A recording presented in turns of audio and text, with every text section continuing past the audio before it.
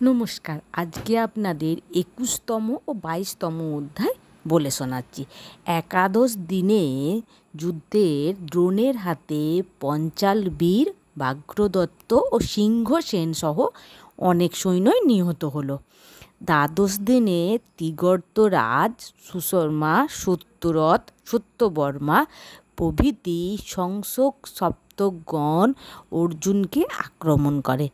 অর্জুনের দেবদত্ত নামক শঙ্খের মহারবে সংসপ্তক বাহিনী ভীত ও দুর্বল হয়ে পড়েন। তার শরবর্ষণে অনেক সংসক সপ্তকগণ প্রাণ হারালো। পরে অর্জুন ভগদত্তকে আক্রমণ করলেন, কিন্তু ভগদত্ত বৈষ্ণবাস্ত্র নিক্ষেপ করলে কৃষ্ণ তা বুকে গ্রহণ করলেন এবং ওই অস্ত্র মাল্যে পরিবর্তিত হলো। তারপর অর্জুন ভগদত্তকে বধ করেন এবং ত্রয়োদশ দিনে সেনাপতি দ্রোণ চক্রব্যূহ রচনা করলেন। এই চক্রব্যূহ ভেদ করার কৌশল কেবলমাত্র অর্জুন এবং কৃষ্ণপুত্র প্রদ্যুম্ন আর অভিমন্যুই জানতেন।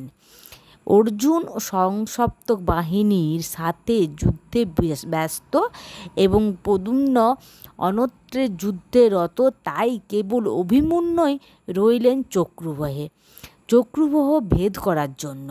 অভিমন্যু চক্রব্যূহ ভেদ করার কৌশল জানলেও বিপদকালে ব্যূহ থেকে বের হয়ে আসার কৌশল জানতেন না।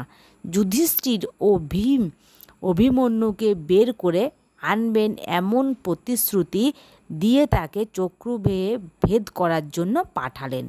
অভিমন্যু চক্রব্যূহে প্রবেশ করে দুঃশাসন, শল্য প্রভৃতি মহারথীকে পরাজিত করলেন এবং কর্ণকে পীড়িত করলেন।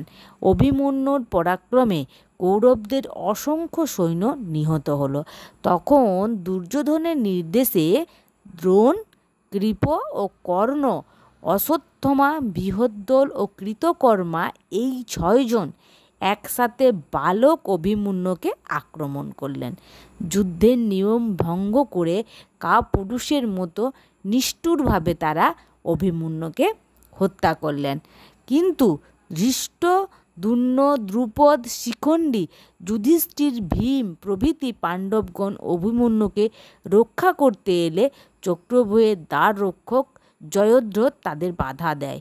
ফলে অভিমন্যুকে একই যুদ্ধ করে বীরের মতো মৃত্যুবরণ করতে বাধ্য হলো। তিনি একাই যুদ্ধ করে মৃত্যুবরণ করেছিলেন। অর্জুন সংসপ্তকগণকে বধ করে ফিরে এসে অভিমন্যুর মৃত্যুর বর্ণনা শুনলেন। সব শুনে অর্জুন ক্রোধের সাথে উচ্চস্বরে প্রতিজ্ঞা করেন যে তিনি পরের দিন সূর্যাস্তের পূর্বে জয়দ্রথকে বধ করবেন এবং বধ করতে না পারলে অগ্নিকুণ্ডে প্রাণ বিসর্জন দেবে। এদিকে অর্জুনের প্রতিজ্ঞার কথা শুনে জয়দ্রথ ভয় পেয়ে গেলেন। পরের দিন জয়দ্রথকে রক্ষা করার জন্য দ্রোণের পশ্চাতে ৬ ক্রোশ দূর সেনা বেষ্টিত করে রাখা হলো। অর্জুন সামনের দিকে সৈন্যকে পরাস্ত করে জয়দ্রথের নিকট যেতে উদ্যত হলেন, কিন্তু তখন সূর্য প্রায় অস্তাচলে যাওয়ার উপক্রম হলো। দুর্যোধন, কর্ণ, কূপ প্রভৃতি মহারথীদের অতিক্রম করে জয়দ্রথকে বধ করা প্রায় অসম্ভব হয়ে পড়ল। কিন্তু কৃষ্ণ যোগ বলে সূর্যকে আবৃত করেন, ফলে সূর্যাস্ত না হলেও সকলে মনে করল সূর্যাস্ত হয়ে গেছে এবং সৈন্যরা যখন ধূলি ও অন্ধকারে আচ্ছন্ন হয়ে গেল, তখন সে সূর্যকে কৃষ্ণের পরামর্শ অনুযায়ী অর্জুন, কৃপ, কর্ণ, শল্য প্রভৃতিকে শরণাগতে বিতাড়িত করে জয়দ্রথের প্রতি শরনিক্ষেপ হলেন এবং ওই স্বরে জয়দ্রথের মস্তক ছেদ করে তার পিতা বৃদ্ধক্ষত্রের কোলে পড়ল। তখন সকলে দেখল যে সূর্যাস্ত তখনও হয়নি। ওই দিন ভীম দুর্যোধনের ৩১ ভ্রাতাকে বধ করলেন এবং সাত্যকী ভূরিশ্রবার মস্তক ছেদ করলেন। ভীমপুত্র ঘটোৎকচের মায়াযুদ্ধে কৌরবদের ত্রাহি ত্রাহি রব উঠে গেল।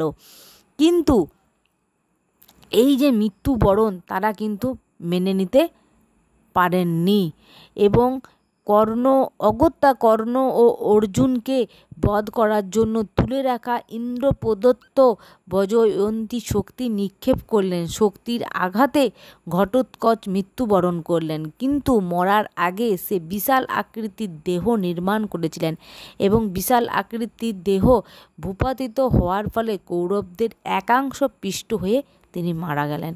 আজকের পর্ব এখানেই সমাপ্ত। পরের দিন আবার পরে বলে শোনাবো।